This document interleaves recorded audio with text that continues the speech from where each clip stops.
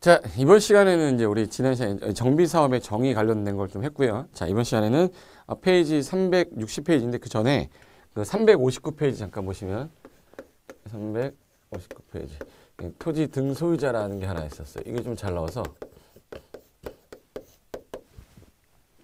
자, 이제 도시개발 사업을 할 때는 도시를 밀어버리겠다, 땅을 밀어버리겠다거든요. 그래서 땅을 밀어버리다 보니까 거긴 토지 소유자들이 나오는데 여기는 노후불량 건축물이라 정비사업을 하는 거기 때문에 정비사업에서는 해당 지역 내를 오래된 건물이 있었어요. 오래된 건물들이 있었어요. 이렇게 집단적으로 입주됐었는데 이거를 철거한 거란 말이에요.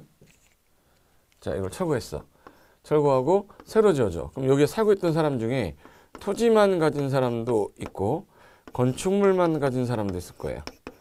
토지 건물을 같이 가진 사람은 당연히 있을 거고요. 그리고 토지 위에 권리 설정한 지상권자도 있습니다.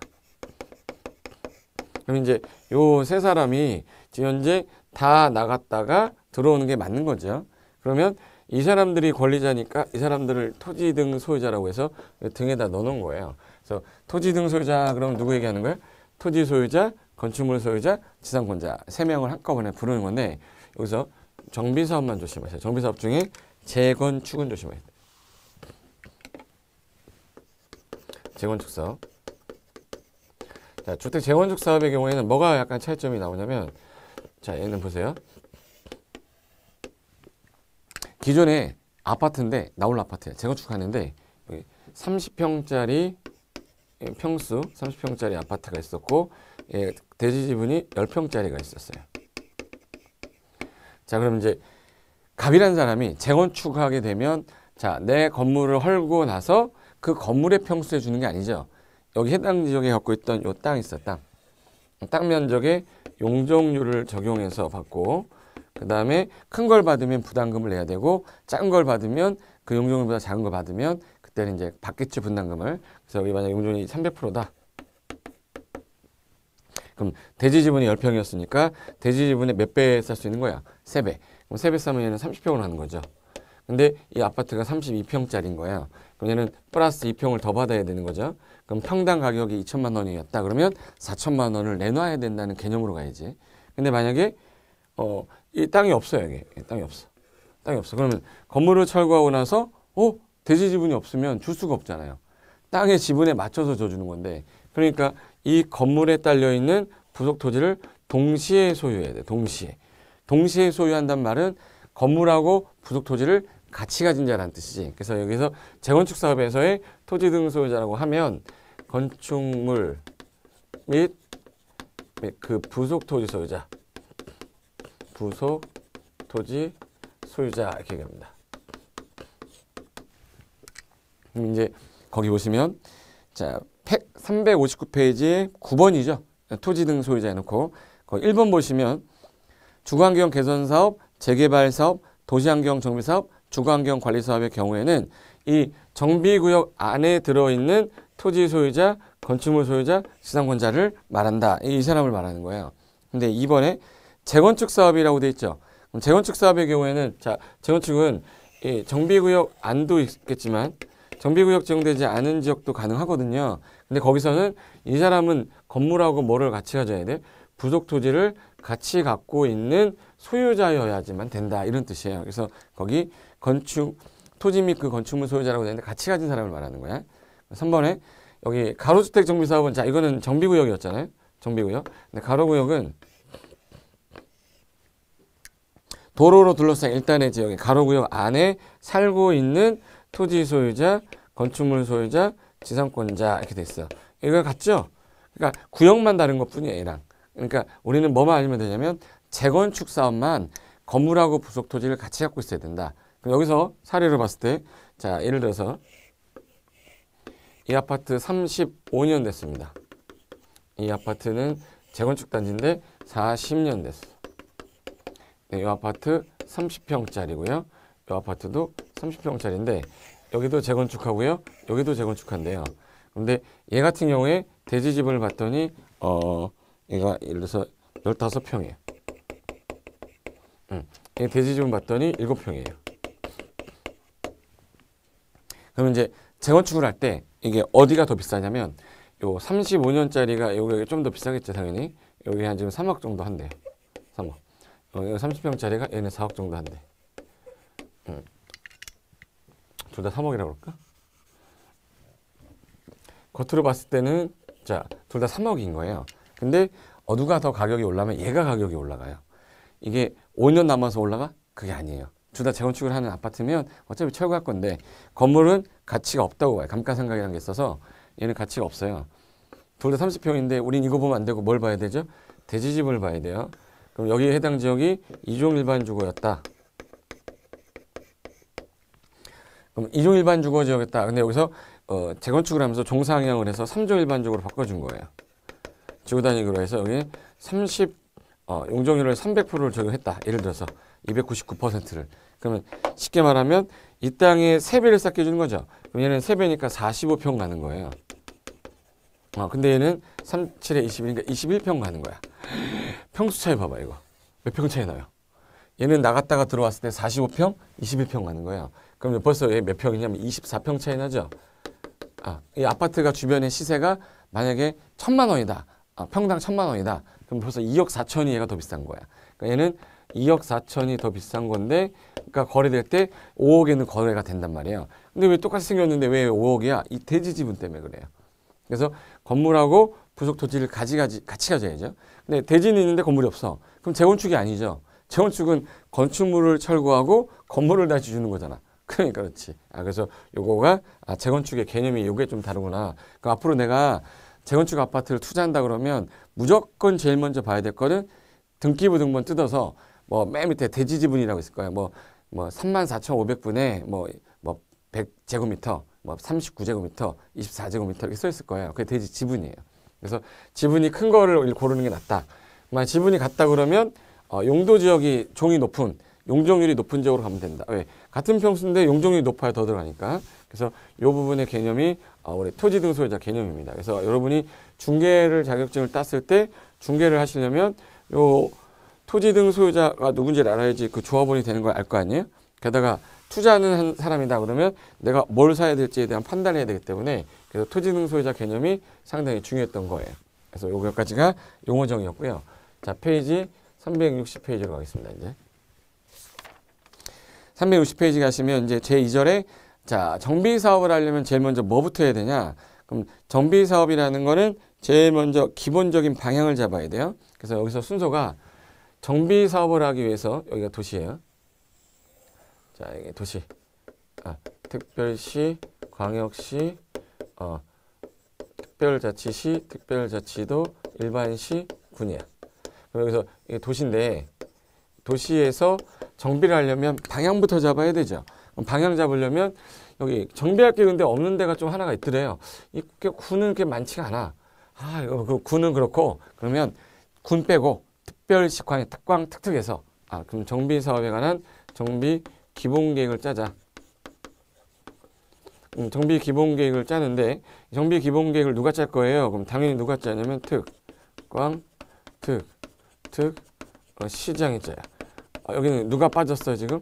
군수가 빠졌어. 군은 정비할 게 많지 않아서 기본 계획 하지 말고 구체적인 정비 계획만 짜서 가라. 그럼 이제 정비 기본 계획에서 여기 정비 사업할 예정 구역을 정하게 됐습니다. 그러면 서울 같은 경우는 예정 구역만 300곳이 넘는데 이 예정 구역이야. 그럼 이제 이 예정 구역을 그래서 정해줘. 예정 구역이 나오면 이 예정 구역을 토대로 해가지고 구체적인 정비 사업하기 위한 정비 계획을 짜게 돼 있어요. 정비 계획. 그럼 여기를 관할하는 시장, 군수, 구청장 있죠? 시장, 군수, 구청장. 일반 특별자치시장이나 특별자치도지사나 대도시장이 짜는데 요 시장, 군수, 구청장은 윗사람이 누구죠? 윗사람이? 시도지사죠. 이 사람은 시 도지사한테 지정해달라고 신청하면 되고 요 특특대장은 본인이 직접 해요. 직접 정비 계획을 가지고서 정비 구역 지정을 하는 겁니다. 여기는 지정해달라고 신청을 하는 거고 얘는 직접 지정합니다. 그래서 여기 정비 구역이라고 그래요. 그럼 이 노란 색깔이 방금 전에 봤던 이 노란 색깔이 예정 구역이었는데 지금 현재 정비 사업이 진행되면 정비 구역으로 바뀌는 거예요. 이렇게 정비 구역 바뀌면은 사업이 몇 가지가 나온다고요? 첫 번째, 두 번째, 세 번째, 네 번째, 다섯 번째, 여섯 번째. 그래서 원래는 4가지 사업이 있었는데 이게 기반시설이 너무 열악한 달동네 있었죠. 그럼 거기 주거환경을 개선하겠다 해서 주거환경 개선사업 했었어요. 이 기반시설은 약간 열악한데 극히 열악하진 않아요. 그럼 약간 열악하면 싹 밀고 다시 한다 해서 주택 재개발. 기반시설 봤더니 좀 열악하대. 그럼 주택 재개발 사업. 위에서 봤더니 기반시설 잘 돼 있어요. 그럼 다시 지으면 되죠. 우리 주택 재건축 사업이라고 그래요. 주택 재건축 사업. 요 3가지가 이제 주거지역에서 했던 거고, 상업지역하고 공업지역에서 하는 걸 하나로 묶어서 우리 도시환경 정비 사업이라고 합니다. 도시환경 정비 사업.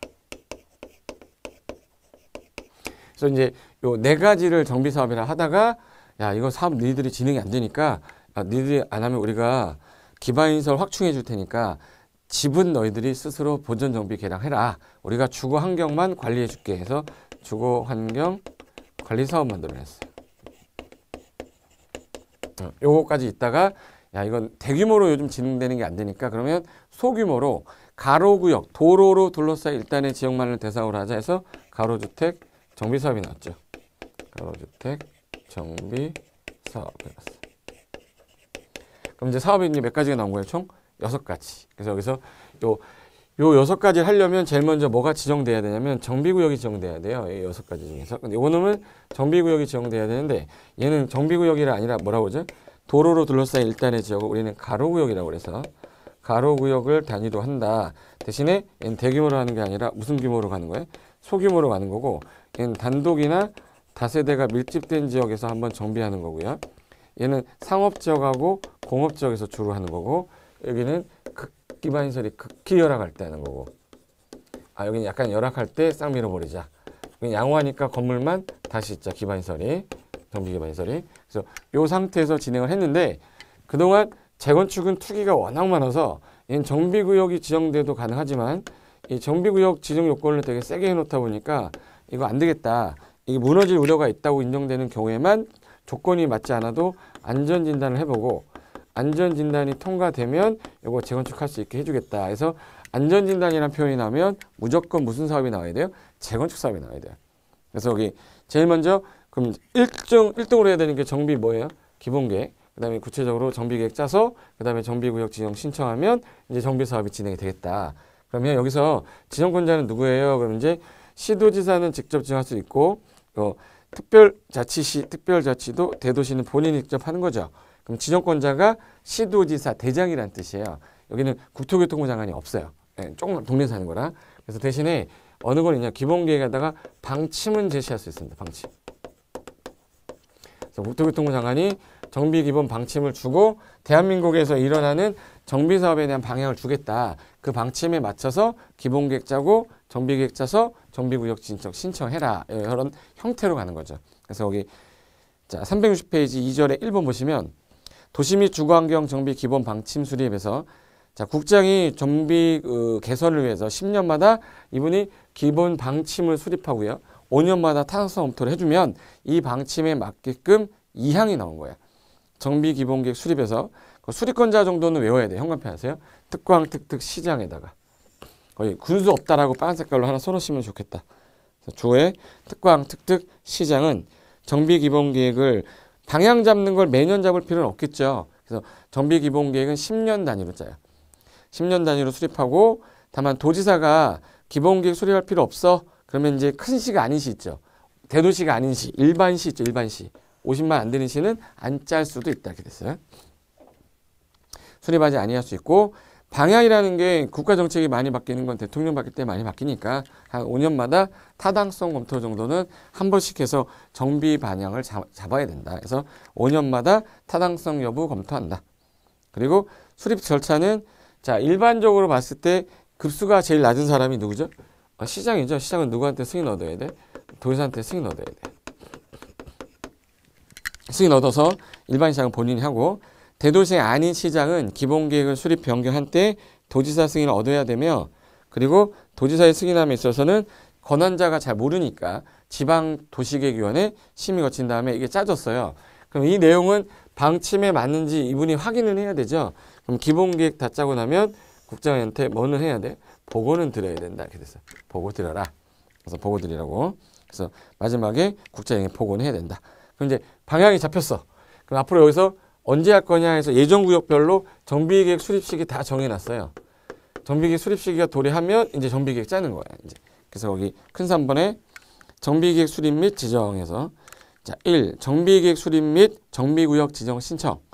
1. 자치구의 구청장 또는 광역시 군수. 거기 광역시 군수는 기본계획 적합한 범위에서 노후 불량 건축물이 밀집하는 지역이면은 이런 정비할 지역에 대해서 정비계획 수립하여 주민들한테 자 우리 동네를 이렇게 했으면 좋겠습니다라고 구체적으로 이제 나서야 돼요. 이렇게 할 거니까 여러분의 의견을 듣겠다 해서 주민 설명이라고 개최하게 됐어요. 그래서 거기 주민 설명이 한 후에 그래도 기간 동안은 일정 기간 동안 보게 해줘야 되죠. 그래서 30일 이상 공람하는데 참고로 알게 공법에서 공람을 해주는 기간은요 거의 다 14일 이상이에요. 근데 거의 14일 이상 그러면 15일만 줍니다. 기간 안 줘 많이. 근데 얘는 무조건 30일 주게 돼 있어요. 그래서 정비계획은 시끄럽기 때문에 한 30일 정도 준다 해서 체크 하나 해놓으시고 그래서 주민 공람하고 그 다음에 주민이 그때 다 안 오죠. 항상 안 오면 누가 나오죠? 지방의회. 그래서 지방의회 의견을 들은 후에 정비구역 좀 지정해달라고 뭐 하면 돼요? 지정을 신청한다. 여기 누가? 시장, 군수, 구청장이 누구에게? 특강도지사한테. 근데 특별자치시하고 특별자치도하고 대도시장 본인이 안 됐죠. 그래서 여기 그 2번 보시면요. 도시 및 주거환경 정비법의 정비구역을 지정 변경하려면 구청장 등이 특광시장에게 정비구역을 신청하지 아니하고 직접 정비구역을 지정하는 경우는 이때는 군수는 구청장 등으로 온다. 이거는 법조문인데 여러분이 읽을 필요가 없고요. 제가 하란 대로 하셔야 이게 빨리 돼요. 시장, 군수, 구청장 할 때 구청장은 윗사람은 특별시장, 광역시장이에요. 그 사람한테 신청을 하고 시장, 군수는 누구한테? 도지사한테 신청을 해라. 그러면 특별자치시, 특별자치도 대장 본인이 직접 한다. 요 말을 되게 어렵게 써놓은 거예요. 그러니까 그걸 보지 마시고 저거를 기억하는 게 더 나아요. 그래서 이제 지정이 됐다. 그럼 여기 지정됐어요. 그럼 여기 싹 밀어야 되는데 싹 밀려면 난개발 막으려면 우리나라에 도입한 거 있어. 하늘이 주신 선물이라고 있거든요. 그게 지구단위 계획입니다. 그래서 지정되자마자 지구단위 계획으로 보는데 요 계획을 지구단위 계획을 정비계획에 넣게 돼 있어요. 지구단위 계획을 포함하여 아예 정비계획 넣어서 이거를 얘가 구역 지정을 해서 지정이 됐다. 그럼 지정되자마자 지구단위 계획 구역이 결정이 된 거고 지구단위 계획까지 결정이 된 걸로 간주해 버리는 거예요. 그래서 두 가지 효과가 있다. 요거까지 마시면 돼. 그래서 여기 쌍가로 2번 정비구역의 지정 효과 의제사항에서 정비구역의 지정 변경이 되는 순간 당해 지역은 정비구역 및 정비계획 중에 자 지구단위 계획이 들어갈 사항 있죠. 요거를 여기다 넣기 때문에 지구단위 계획에다가 구역까지 지정된 거로 본다. 거꾸로도 돼요. 지구단위 계획에다가 정비할 걸 넣어버리면 정비구역으로도 거꾸로도 돼. 그래서 여러분은 그냥 양쪽 다 된다로 기억하면 돼요. 정비구역 지정되면 뭐 지구단위 계획구역, 지구단위 구역 지정되면 뭐 정비구역. 양쪽 다 지정 의지할 수 있다. 단 계획의 내용을 포함했을 때 이렇게 기억하면 돼요. 그래서 법조문은 그거 가지고 그럼 360에서 361페이지 사이에 있는 건 이 내용인데 결론은 방침을 주면 10년 단위로 주겠죠. 그래서 기본계획을 10년 단위로 짜서 얘가 정비계획을 예정구역별로 정비계획을 짜서 정비구역 지정 신청을 하거나 본인이 직접 지정하면 지구단위 계획구역 봐서 바로 정비사업 들어가라. 일단 순서는 이렇게 되는데 하려면 이 6가지 사업할 때 뭐가 제일 먼저 선행돼야 돼요? 정비구역이 지정돼야 되는데 이걸 사업하는 사람이 우리가 한다 그러면 추진위원회를 구성하면 되고요. 우리가 안 한다 그러면 주민대표회의를 구성하면 돼. 신탁업자가 들어간다 그러면 주민들 전체 회의를 한 걸 또 만들어요. 그래서 이제 구역이 지정돼야 이제 뭔가 추진이 되기 시작하는 거죠. 근데 그 전에 요 안전진단이라는 게 특이한 게 안전진단을 옛날에는 지정이 되고 나서 했거든요. 근데 지금은 안전진단을 정비계획 수립 전에 하는 걸로 땡겨버렸어요. 안전진단을 여기서 안전진단을 하고 통과가 되면 정비계획 짜는 거예요. 그 다음에 구역이 정돼. 그럼 이제 재건축 구역이다라고 하면 벌써 안전진단은 통과가 된 거예요. 이제 예전에는 지정되고 나서 했었는데 요게 하나 바뀌었다 이렇게 기억했어요. 자, 3절. 여기가 제일 중요합니다. 3절부터 이제 이 6가지 사업을 어떤 방식으로 누가 할 거냐가 시험에 제일 많이 나오고 이게 잡혀 있어야 나머지 내용들이 이해가 돼요. 이 6가지가 사업 있다 보니까 사람들이 시행자가 막 헷갈리기 시작하는 거야. 방식도 헷갈리고 정의도 지금 인지 알았는데 어떻게 그걸 다 외우냐. 절대 고민하지 마시고 모르겠다. 들으세요. 2번 듣고 3번 듣다 보면 이해가 되네 이렇게 하는 경우가 있을 건데 그래도 좀 빨리 오면 남들보다 좀 덜 힘들겠죠. 그래서 제가 자세히 설명하는 겁니다. 자, 일단은 제 3절이 정비사업의 시행 방법이 나왔고요. 거기 362페이지가 시행자인데 제 시행자부터 먼저 설명을 드릴게요. 362페이지 2번 가보시면 거기 이제 시행자라고 나올 거예요. 자, 이제 정비사업 시행자 누구냐? 자, 이거 달동네죠. 주거환경 개선사업 달동네야. 이거 여기 사람들이 모여 살고 있어 이렇게. 도시 고소득층일까요? 저소득층일까요? 이거부터 생각해야지. 기반시설은 무지하게 열악한데 돈이 많은 사람들 올까요? 공기가 맑아가지고 공기 너무 좋다. 그래서 저 사람 아니에요. 평지 산단 말이에요. 부자들은. 그러면 저기 있는 사람들은 저소득자들이니까 너희들이 사업을 해라 그러면 못해요. 그래서 니들이 못하면 우리가 해줄게. 내가 시장 군수가 직접 해줍니다. 네, 여기서요. 여기 정비계획 짠 사람이 앞으로 계속 나올 건데 이 사람 너무 기니까 이하 시장 군수 등이라 한다 이렇게 돼 있어요. 그래서 시장 군수 등이다 그러면 특, 시, 군, 구, 대장을 포함한 거예요. 그래서 여기에 시장 군수 등이 하는데 그래서 시장 군수 등이 직접 하거나 아니면 주공 등을 지정해서 할 수도 있고요. 아니면 법인이라고도 할 수 있어요. 법인. 그래서 요거 하나 구분하는 게 제일 중요한 겁니다. 같이 할 수 있고 재개발 구역이면 잠깐만 시장군수가 직접 하는데 얘네가 사업하는 걸 좋아할까요? 이 사람들이? 싫어하겠죠. 그래서 얘는 토지 등 소유자 있죠. 토지 등 소유자 3분의 2 이상의 동의 얻어야 됩니다. 동의 어때? 여기 살고 있는 사람들이 원래 달동네다 보니까 세입자가 더 많아요. 세입자가 2분의 1 이상이 됐어. 절반 이상인 거야. 그러면 세입자 과반수도 얻어야 돼요. 세입자의 과반수 동의를 얻어서 시장군수가 직접 하겠다. 단 천지지변일 때는 동의 얻을 시간이 있을까요? 없을까요?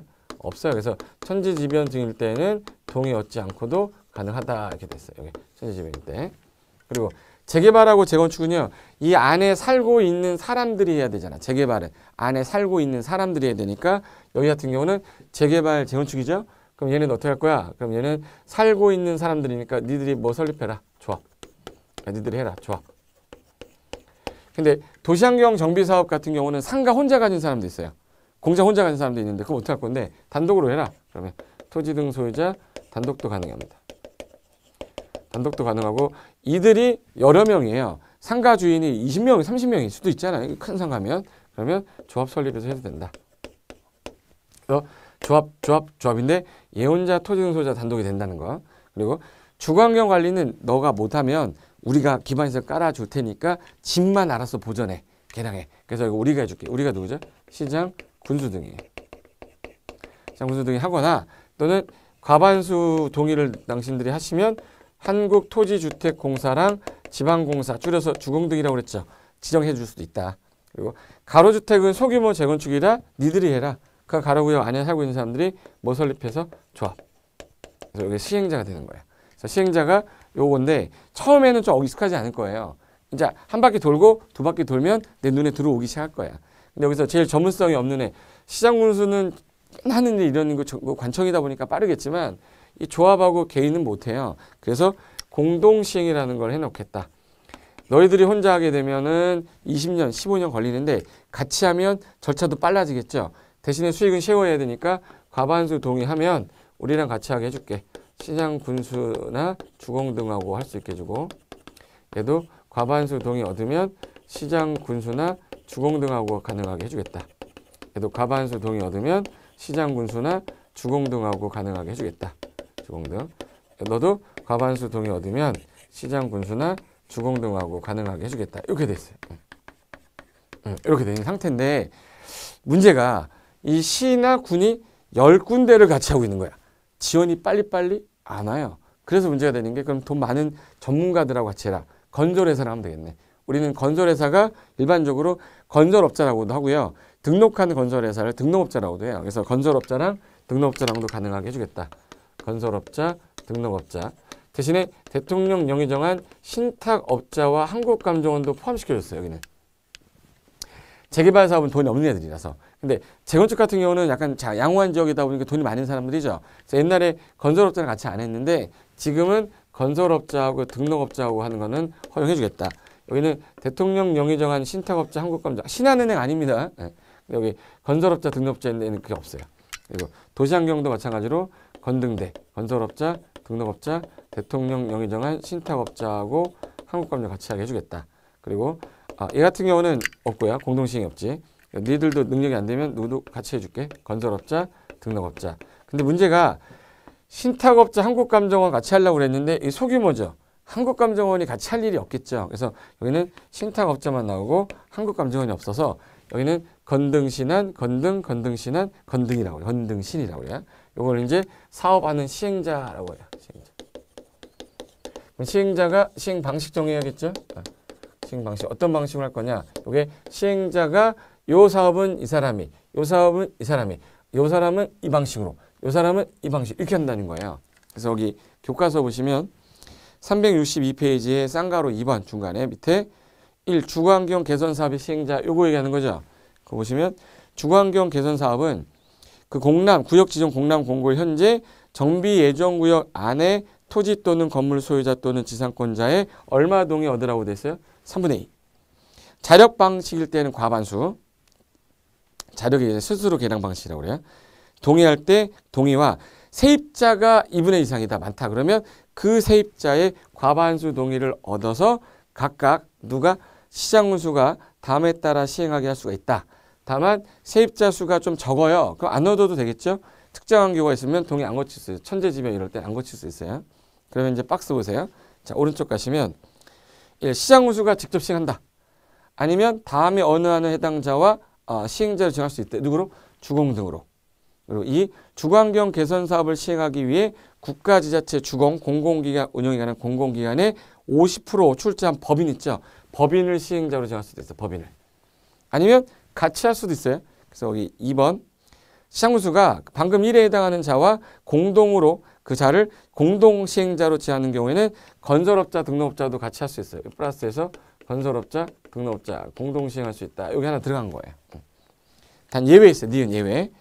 시장운수는 천재지변 불가피한 경우에 건축 붕괴 우려가 있어요. 긴급히 해야 됩니다. 그러면 토지 등 소유자 세입자 동의도 없이 동의 어치라고 그랬는데 이 동의 없이 가능하겠죠? 동의 없이도 가능하다. 됐고. 자, 2번은요. 이제 재개발 사업이야. 이건 여기 안에 살고 있는 사람이 모여서 누가 해야지 누가 와서 하면 안 나가요. 니들이 뭐 설립해? 조합. 그래서 여기 2번 주택 재개발 사업은 조합이 시행하거나 조합이 하거나 또는 조합원 얼마 동의 얻어야 되죠? 이거 수익이 쉐어되어야 되면 과반수가 동의해야 돼. 과반수 동의를 얻어 시장, 군수, 주공 등이나 건설업자, 등록업자, 대통령 영의 정한 요건을 갖춘 자가 신탁업자와 한국감정원입니다. 옆에다가 대통령 요건을 갖춘 자 그 옆에다가 신한 쓰면 돼. 신탁업자, 신탁회사, 한국감정원. 3번 재건축 사업입니다. 재건축도 그 살고 있는 누가 해야 돼요? 조합. 이 시행을 하거나 조합이 조합은 얼마 동의 얻어서 과반수. 시장군수랑 주공 등이랑 누구랑도 건등이랑도 같이 해요. 건등. 그리고 4번 도시환경 정비사업의 시행자라고 되는데 도시환경 정비사업은 조합 또는 토지 등 소유자가 시행하거나 자 봐요. 얘는 상가 혼자 가진 사람이 있단 말이에요. 공장 혼자 가진 사람. 김 사장 혼자 파일로트 공장 한단 말이에요. 그러면 토지 등 소유자가 단독으로 하거나 여러 명이면 뭐 설립해요? 조합. 그래서 토지 등 소유자 거기가 시행하거나 조합 또는 토지 등 소유자가 그 조합원, 토지 등 소유자 얼마 동의 얻어서 과반수, 시장군수와 주공 등과 그리고 건설업자, 등록업자, 신탁업자, 한국감정원 이 일 말하는 거죠. 이거랑 똑같은 거예요. 같이 시행할 수 있다. 됐고 5번 주거환경관리사업의 시행자라고 되는데 자 주거환경관리사업 너희들이 안 한 거니까 우리가 하겠다. 누구예요? 주거환경관리사업 누가 직접 하는 거예요? 시장군수가 직접 시행을 하되 주공 등을 시행자로 정하여 하게 할 때에는 그 해당 동의를 얻어서 과반수 동의 얻어 주공 등 시행자로 정해줄 수도 있다. 6번은 이제 가로주택이죠. 가로주택은 요 안에 살고 있는 사람들이 모여야 될 거 아니에요? 근데 이거 소규모라서 얘는 추진위원회가 없습니다. 추진위원회고 뭐가 없이 그냥 바로 조합 설립해요. 그래서 거기 가로주택 정비사업은 조합이 시행하거나 조합이 과반수 동의 얻어서 시장군수, 주공 등 그리고 건 등 그리고 밑에 보시면 등록업자하고 또는 뭐예요? 건 등이라고 때 신탁업자가 붙었는데 한국감정원이 안 써 있죠. 한국감정원이 안 써 있는 이유가 소규모라 한국감정원이 안 나오는 거예요. 여기 한국감정원이 나오는데 여기는 없구나. 이 정도는 알면 되지. 소규모라서 없다. 이렇게 하시면 돼요. 여기 이제 정비사업을 6개로 구분할 때 시행자를 말하는 거예요. 이제 이 시행자가 사업하는 방식이 나올 거 아니에요? 그럼 다시 앞으로 가시면 361페이지 가보세요. 거기 1번에 정비사업의 시행 방법 해가지고 얘네들 같은 경우는 주거환경 개선 사업을 달동네다 보니까 얘네들 사업하는 걸 너무 싫어해요. 그래서 얘네들 사업하는 걸 너무 싫어하니까 그러면 우리가 기반에서 깔아줄게. 집은 당신들이 알아서 하세요. 이걸 스스로 계량 방식에서 자력 계량이라고 그래요. 말 안 들으면 전부를 그냥 확 수용해서 아파트 진 다음에 니들한테 먼저 줄게. 이게 뭐예요? 수용 방식. 전부 돈을 일부러 수용하는 거. 땅으로 바꿔주는 걸 우린 뭐라고 하냐면 환지라고 그래요. 그리고 얘는 관리처분 방식도 할 수 있습니다. 관리처분이란 말이 좀 어려운데 분양처분이에요. 내가 집이 있었는데 집을 내놓고 내가 나갔다가 아파트 다지면 아파트로 들어가는 거예요. 우리 땅 환지할 때 땅 내놓고 나갔다가 땅 받는 게 환지죠. 근데 이번엔 집 내놓고 집을 다시 받는 거. 두꺼비 방식이야. 헌집 주고 새 집 받는 거. 요 관리처분 방식이 있습니다. 그럼 관리처분 방식은 다 있어요. 관리처분은 내가 헌 건물 있으면 헌 건물, 헌주택 있으면 헌주택 주고서 다시 관리받아서 처분받는 형식인데 어디는 안 나오냐면 여기 주거환경관리사업은요. 관리처분 방식이 나올 수가 없는 게 니들이 안 하면 우리가 낮출 테니까 니들이 그 집을 보전하고 정비하고 개량해라. 그 집 그대로. 그러니까 나갔다 들어오는 게 아니라 얘는 관리처분 방식이 없어요. 그래서 다음 중 관리처분 방식이 없는 유일한 사업이 뭐예요? 그러면 우리는 뭐예요? 주거환경 관리사업이야. 관리사업인데 관리처분이 없대. 이렇게 기억했어요. 관리처분인데 관리 방식이 없어요. 예. 나머지는 이제 자 여기 재개발은 땅으로 주는 거 우리 뭐라고 하죠? 환지 방식이 있습니다. 얘는 환지 방식이 있을 수가 없는 이유가 자 재건축이라는 건 기존에 있던 건물을 헐고 다시 받는 거죠. 얘는 땅이 없었어. 토지 소유자가 없잖아요. 얘는 건물하고 부속 토지를 같이 가진 사람이지 토지 소유자나 건물 소유자가 없단 말이에요. 그러니까 환지로 주는 방식 자체가 안 나와요. 얘는 환지 방식 가능하고. 그리고 이제 가로택은 소규모로 니네들이 보전 정비해라. 보전 정비. 그래서 여기 환지 방식이 나오는 곳이 몇 군데 나오냐면 3군데 나와요. 그리고 여기 관리처분 방식이 없는 사업 그러면 뭐예요? 주거환경 관리사업에서 요 사업 시행 방식 갖고도 시험 문제를 내요.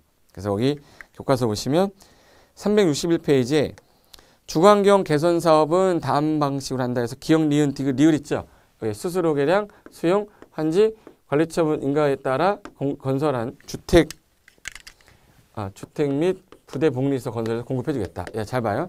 예, 뭐 건설해줘야 돼요? 그럼 여기 주택 져야 되죠. 주택 재개발이니까 주택 져야죠. 주택 재건축이니까 주택 져야죠. 도시환경은 주택이란 말씀 안 되지. 상가 공장이라 얘는 건축물을 건설하여 공급하는 관리처분이다 그러고 나머지는 다 주택이에요. 근데 여기서 얘 둘만 오피스텔이 하나 추가됐습니다. 그래서 여기 2번에 주택 재개발 사업 보시면 주택 재개발 사업은 정비구역 안에 인가받은 관리처분에 따라 주택 및 부대 복리 건설하여 공급하거나 오피스텔 있죠. 이 오피스텔이 왜 들어갔냐면 이제 재개발이나 재건축 사업 지역 보면은 중심부 쪽 보면 상업 업무 기능도 좀 늦차해서 오피스텔을 넣었어요. 그래서 용도 지역이 어디냐에 따라 다른데 거기 얘는 또 무슨 방식도 있어? 환지 방식. 땅 소유자가 있기 때문에. 근데 재건축은 좀 달라요.